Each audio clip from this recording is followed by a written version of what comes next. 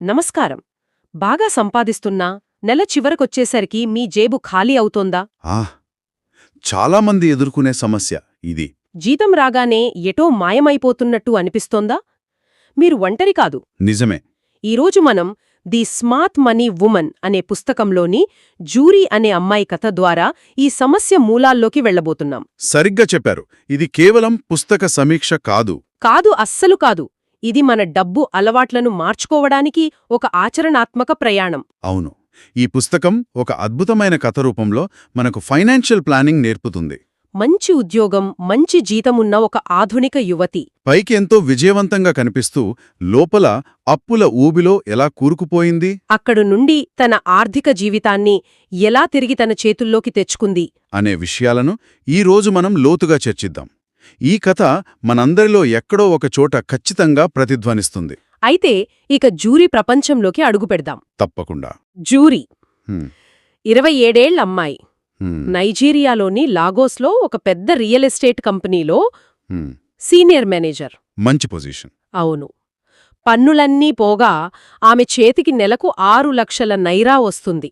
6 లక్షల నైరా అంటే మన కరెన్సీలో దాదాపు ₹1,00,000 పైమాటే. అంటే చాలా మంచి జీతం. ఆమె జీవనశైలి కూడా దానికి తగ్గట్టే ఉంటుంది. ఉంటుంది కదా.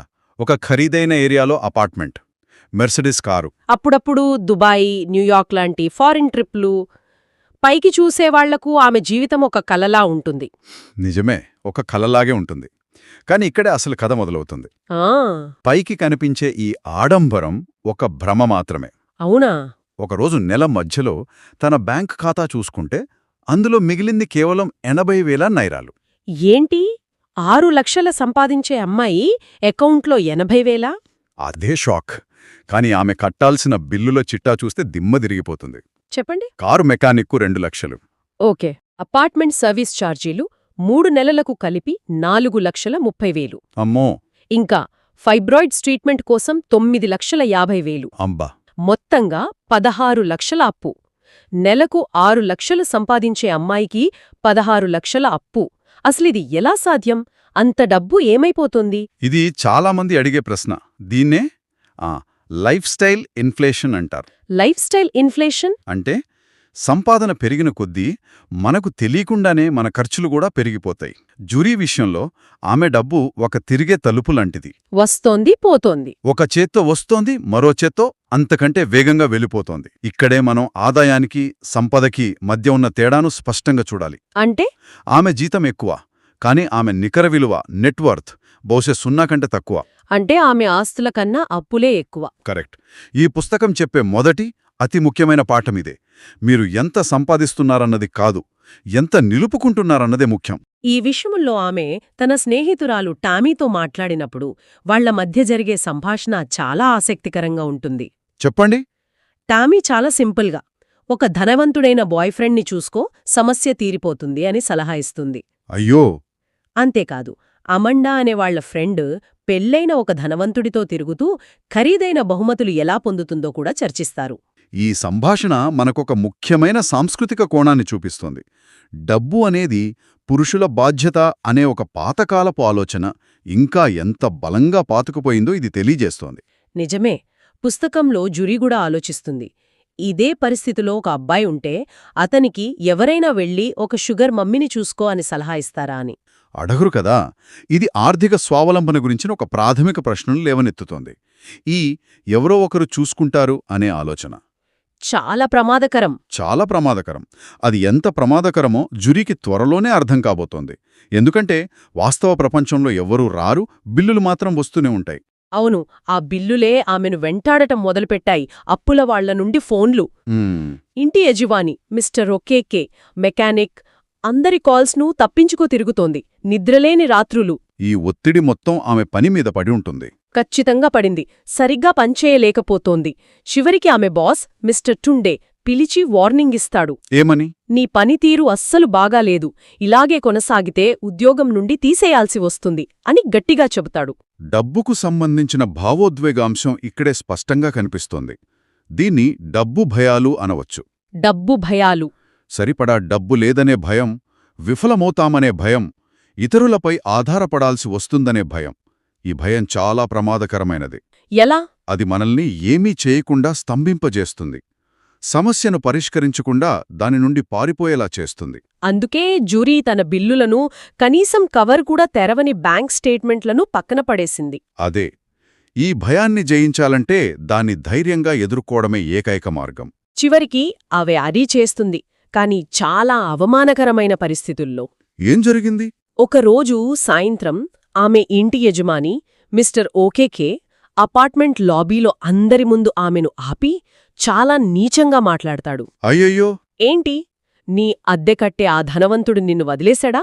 అందుకే డబ్బులివ్వలేకపోతున్నావా అని అరుస్తాడు. అబ్బా! ఆ క్షణంలో జ్యూరీకి భూమి బద్దలైనంత అవమానంగా అనిపిస్తుంది. అది చాలా బాధాకరమైన సంఘటన. కాని అదే ఆమె జీవితంలో ఒక మలుపు. ఒక మలుపు. అవును, అంతవరకు సమస్య నుండి పారిపోతున్న ఆమె మొదటిసారి దాన్ని ఎదుర్కోవాలని నిర్ణయించుకుంటుంది. కోపంతో, అవమానంతో ఉన్నప్పటికీ ధైర్యం తెచ్చుకొని, నేను మీకు డబ్బు చెల్లిస్తాను, ఇది నా బాధ్యత అని గట్టిగా చెబుతుంది. ఆ క్షణంలో మొదటిసారిగా పరిస్థితి తన అదుపులోకొచ్చినట్లు భావిస్తుంది. పుస్తకంలోని ఒక అద్భుతమైన వాక్యం ఇక్కడ గుర్తుకొస్తుంది. ఏంటది? దేన్నైతే మీరు కాదంటారో లేదా పట్టించుకోరో అది ఆలస్యమవుతుంది. దేన్నైతే మీరు అంగీకరించి ఎదుర్కొంటారో దాన్ని మీరు జయిస్తారు. వావ్! సమస్యను అంగీకరించడమే పరిష్కారంలో మొదటి అడుగు. అవమానం తర్వాత జ్యూరీలో ఒక కసి పెరుగుతుంది. తన డబ్బు నిజంగా ఎక్కడికి పోతుందో తెలుసుకోవాలని నిర్ణయించుకుంటుంది. మంచి నిర్ణయం. ఇంట్లో కూర్చుని దుమ్ముపట్టి ఉన్న తన బ్యాంక్ స్టేట్మెంట్ల కట్టను బయటకు తీస్తుంది. వాటిలో చాలా వరకు కనీసం కవర్ కూడా తెరవనివి. అవి చూశాక నాకైతే మైండ్ బ్లాక్ అయింది. ఆమె తన డబ్బు ఎక్కడికి పోతుందో చూసి ఏమనుకుందో తెలుసా? ఏమనుకుంది? నా స్టేట్మెంట్లు నన్ను ఒక అనారోగ్యకరమైన బ్యాగుల వ్యసనమున్న లావుపాటి తాగుబోతుగా చూపిస్తున్నాయి అని. ఇది పుస్తకంలో చెప్పిన ఒక అద్భుతమైన వ్యాయామం. మీ బ్యాంక్ స్టేట్మెంట్ అనేది మీ డబ్బు రాసిన మీ ఆత్మకథ లాంటిది. ఆత్మకథ. అవును, అందులో ప్రతి ఖర్చు ఒక వాక్యం. ఆ కథను చదివినప్పుడు మీరు గర్వపడే పాత్ర కనిపిస్తోందా, లేక మీకు సంబంధం లేని అపరిచితుడు కనిపిస్తున్నాడా? అందుకే షాక్ అయింది. ఇప్పుడు అసలు కథ వినండి. ఆమె ఖర్చులు ఎక్కడున్నాయో చూస్తే షాక్ అవుతారు. రెంటా? ఓకే, ఏడాదికి 25 లక్షల నైరా. కరెంటు, నీళ్లు, సెక్యూరిటీ మరో 20 లక్షలు. ఇవి అవసరమైన ఖర్చులే. కాని అసలు డబ్బు మాయమైన చోటు ఫ్యాషన్, సోషల్ లైఫ్. నాకు కళ్ళు తిరుగుతున్నాయి ఆ లిస్టు చూస్తే. డిజైనర్ బూట్ల కోసం 10 లక్షల నైరాలు. 10 లక్షలు. పెళ్లిళ్లకో పార్టీలకు వెళ్లడానికి ప్రత్యేకమైన బట్టలు. అంటే అక్కడందరూ ఒకేలాంటి బట్టలు వేసుకోవాలనే సంప్రదాయం ఉంటుంది. దాన్ని అసో ఎబి అంటారు. ఓ, ఓకే. ఆ బట్టలు వాటి కుట్టుకూలికే 12 లక్షల నైరాలు ఖర్చు పెట్టింది.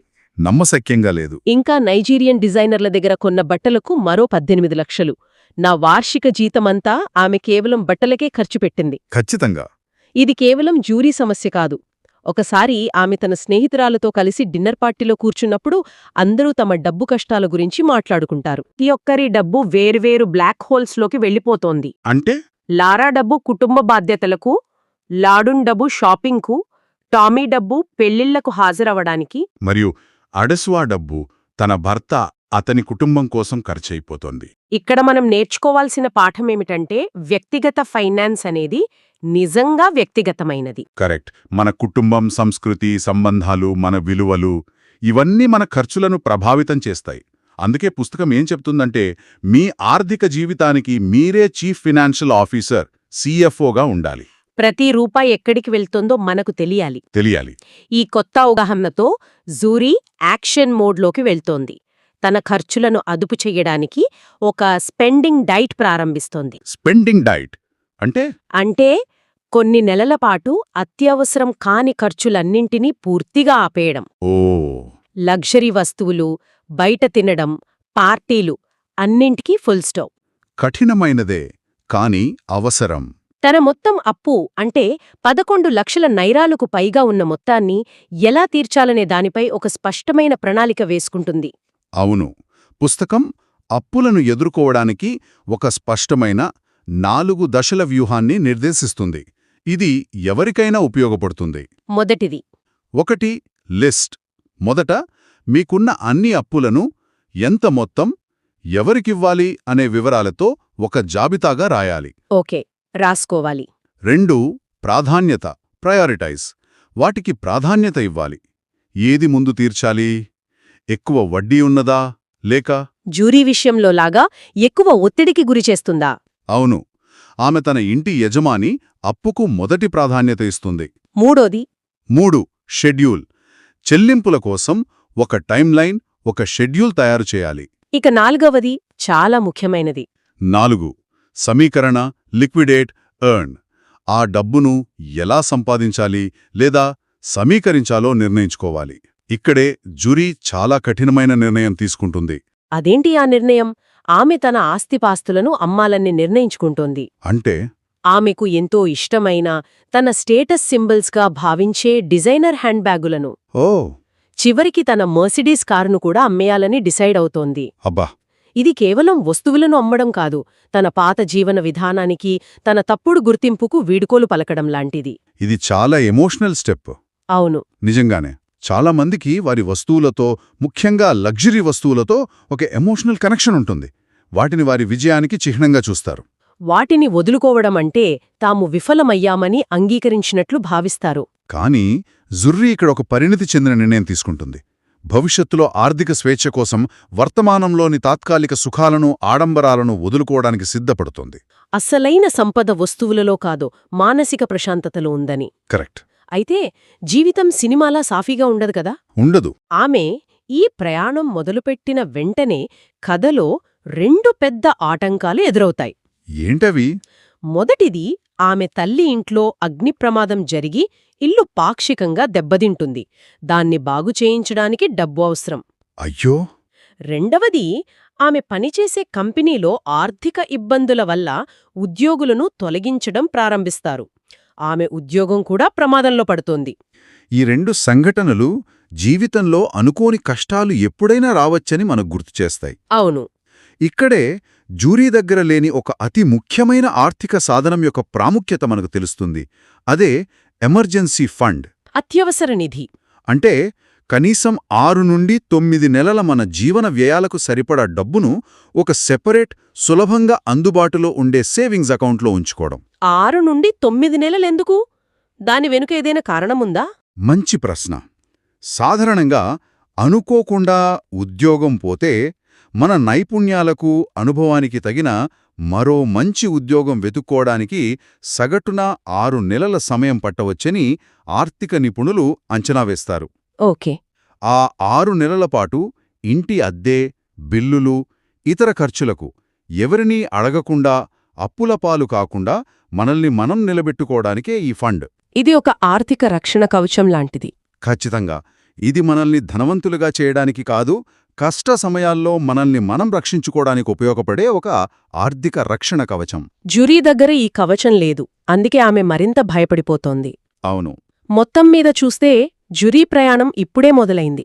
ఆమె తెలియకుండానే దివాలా తీసిన పరిస్థితి నుండి స్పృహతో తన ఆర్థిక జీవితాన్ని నియంత్రించుకునే స్థాయికి చేరుకుంది. తన తప్పులను గుర్తించింది, భయాలను ఎదుర్కొంది, ఒక ప్రణాళికతో ముందుకు సాగుతోంది. ఈ కథ యొక్క గొప్పతనం కూడా అదే. అవును.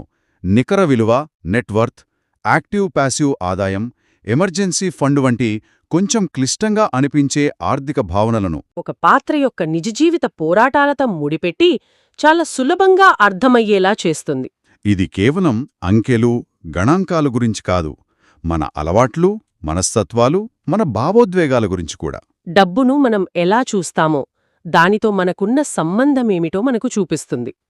ఈ కథ మనల్ని ఒక చాలా ముఖ్యమైన ప్రశ్నతో వదిలివేస్తుంది. ఏంటది? కథలో సోలా అనే ఒక విజయవంతమైన వ్యాపారవేత్త జ్యూరీని కలుస్తాడు.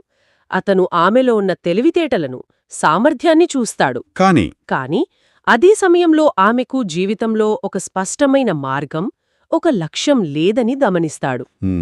అతను ఆమె భవిష్యత్ ప్రణాళికల గురించి అడిగినప్పుడు ఆమె గందరగోళానికి గురవుతుంది. అప్పుడతను ఆమెను ఒక సరళమైన కానీ చాలా లోతైన ప్రశ్న అడుగుతాడు. ఏమిటని?